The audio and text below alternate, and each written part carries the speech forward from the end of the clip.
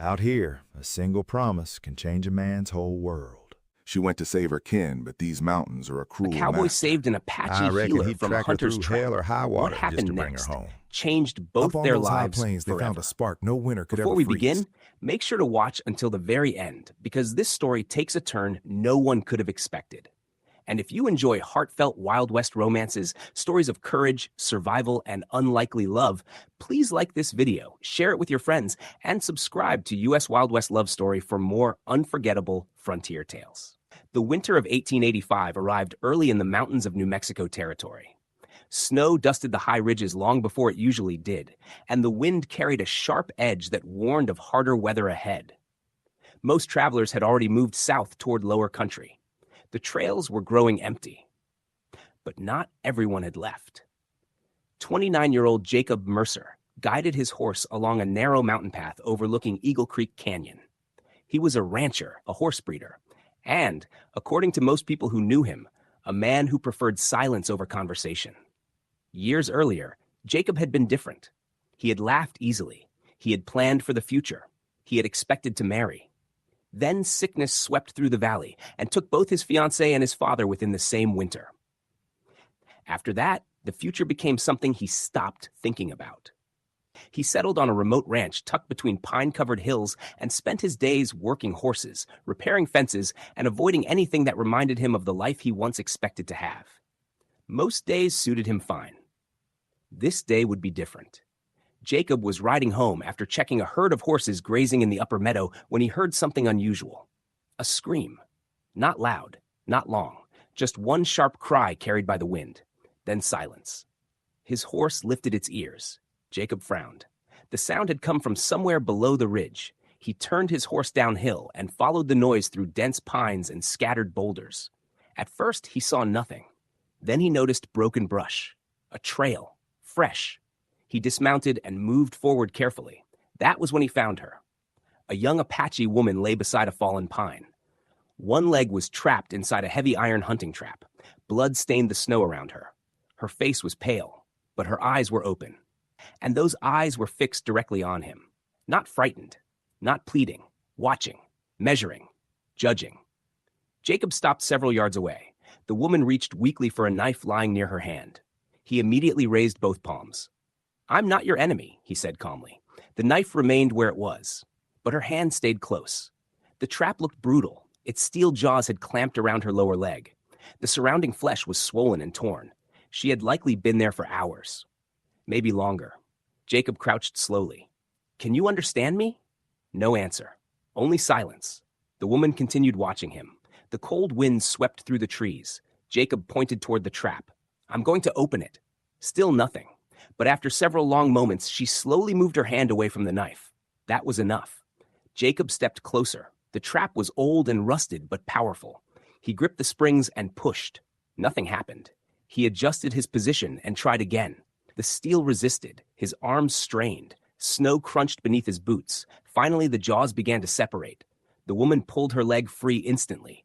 Pain flashed across her face, the first emotion he had seen from her. She tried to stand, failed, and collapsed. Jacob caught her before she struck the ground. For a moment she froze. Then she pulled away. Not violently, just enough to make it clear she didn't want help she hadn't chosen. Jacob nodded. "Fair enough. My cabin is nearby," he said. No response. He pointed toward the gathering clouds overhead. Storm coming. That needed no translation. The woman looked at the sky, then at her injured leg, then back at him. Finally, she gave a small nod. It was the first agreement between them, and neither realized it would change everything. Jacob's cabin sat beside a narrow creek sheltered by tall pines. It wasn't much, 2 rooms, a stone fireplace, a stable, a small barn, enough for one man, not much more. By the time they arrived, snow had started falling. Jacob helped the woman inside. She immediately chose the chair closest to the door. He noticed. People who expected trouble always sat where they could leave quickly. Jacob fetched hot water and clean cloth. When he returned, he found the woman already examining her injury. Carefully, knowledgeably. She pressed along the bone, checked swelling, studied the wound. Not like a patient, like a healer. Interesting. Jacob set the supplies nearby. She looked at them, then at him. Neither spoke. The silence stretched. Finally, she pointed to herself. Ayana? Jacob nodded. Ayana. Then he touched his chest. Jacob. She repeated it. The pronunciation wasn't perfect, but it was close. For some reason, hearing his name spoken by someone else after so many months felt strange, almost comforting. That evening, they shared a meal in near silence. Venison stew, fresh bread, coffee. Ayana spoke little English. Jacob knew no Apache. Communication became a mixture of gestures, expressions, and patience. Still, they managed. The next morning, Jacob discovered something surprising. Ayana was already awake, and she was reorganizing his medicine shelf. He stared. She stared back, then pointed toward several bottles, made a face, and shook her head. Apparently his remedies were terrible. Jacob couldn't argue. Most probably were. Over the next week, Ayana transformed part of the cabin into what looked like a healer's workspace. Bundles of herbs appeared. Roots hung drying near the fireplace. Plants Jacob had walked past for years suddenly became medicine. She knew every hill, every creek, every flower, every leaf. The mountains spoke a language Jacob had never learned. Ayana understood every word. Slowly, they began teaching each other. Jacob taught her English. Ayana taught him Apache words. He learned the word for mountain, for snow, for horse, for friendship. Each lesson brought laughter, especially when he mispronounced something badly. The first time he accidentally called a pine tree a turtle, Ayana laughed so hard she nearly dropped the basket she was weaving. The sound surprised them both.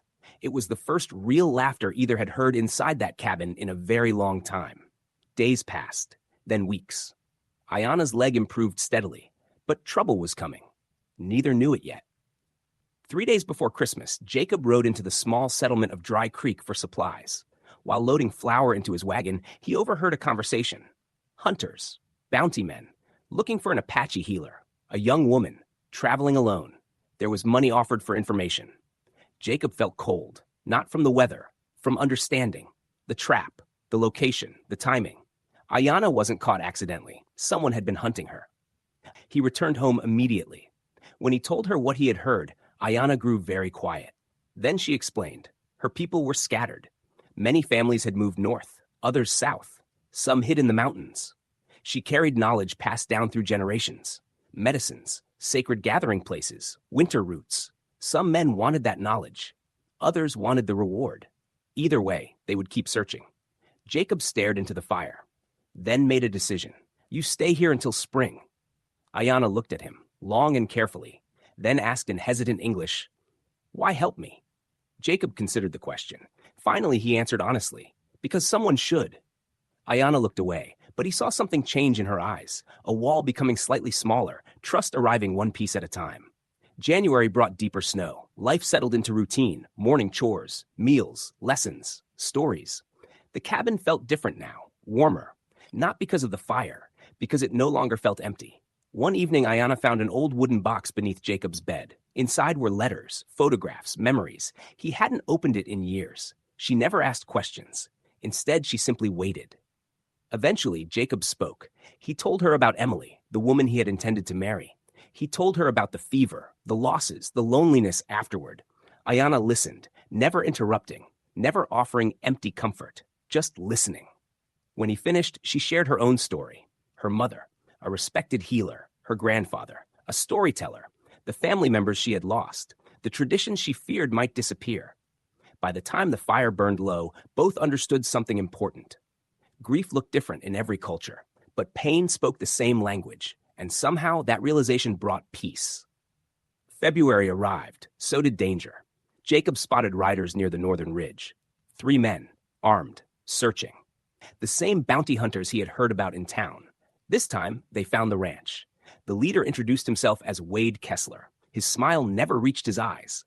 We're looking for someone. Jacob remained calm. Lots of people in the territory. This one matters. Wade studied the cabin, then smiled again. Mind if we take a look around? No, the smile disappeared. For several seconds, nobody moved. Then the cabin door opened. Ayana stepped outside, not hiding, not afraid, simply standing. The hunters recognized her immediately. One reached toward his rifle. Big mistake. Before his hand touched the weapon, Jacob raised his own Winchester. The message was clear. Nobody moved. The mountain wind whistled through the pines. Wade glanced between them, then slowly smiled again.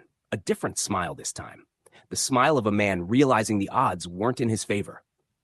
"Not worth it," he muttered. The hunters turned and left.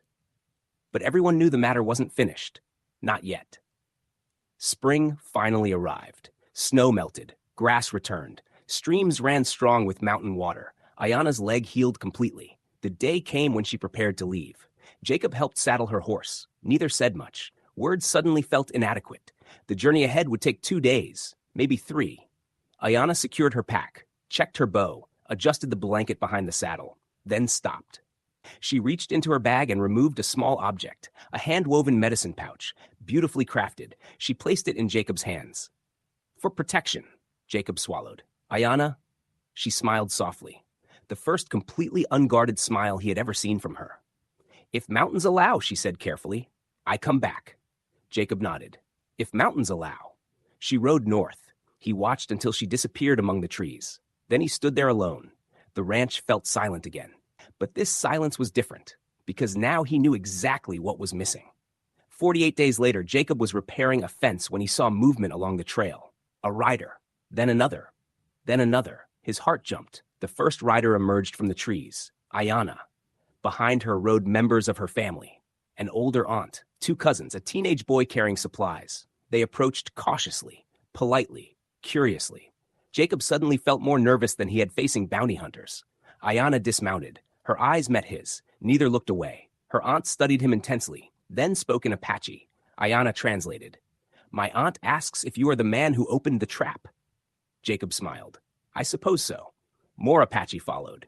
Ayana listened, then laughed. "What? My aunt says you look less impressive than she expected."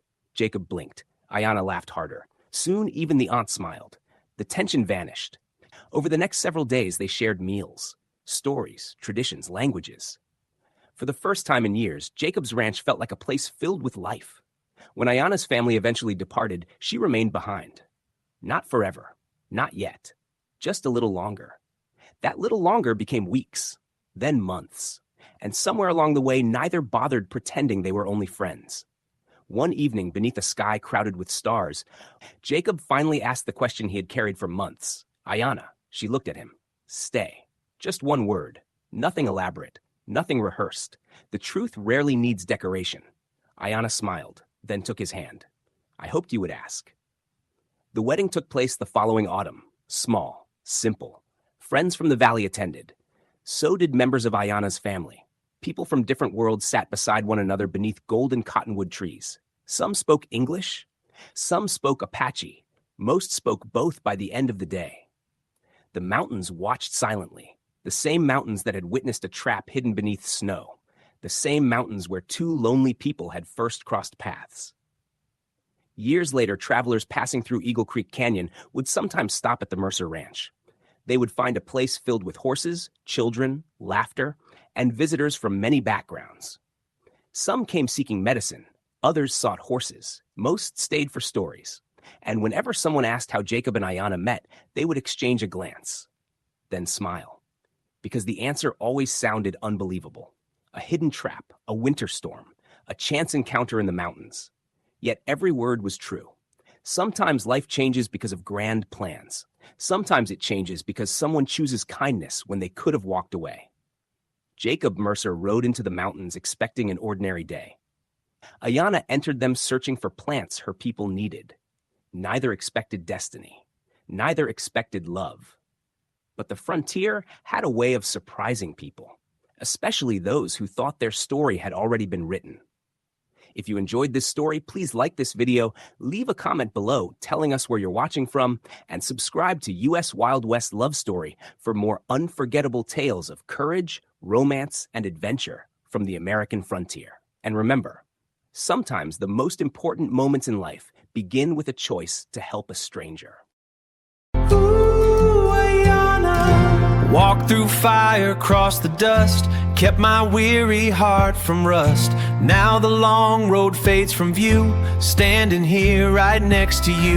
This ain't no ordinary vow, a love that time can't disavow. 2 worlds collide and become one, stronger than the rising sun. A promise stronger than the sun. Yeah, stronger than the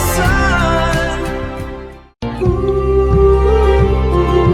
dust and the miles fall away now. Underneath that sunset blaze, you risked it all to bring me home. A promise stronger than a throne. This love will change two worlds we know. A love stronger than war, a promise stronger than time. Our hearts have crossed the final line. A promise stronger than time. A promise stronger than time.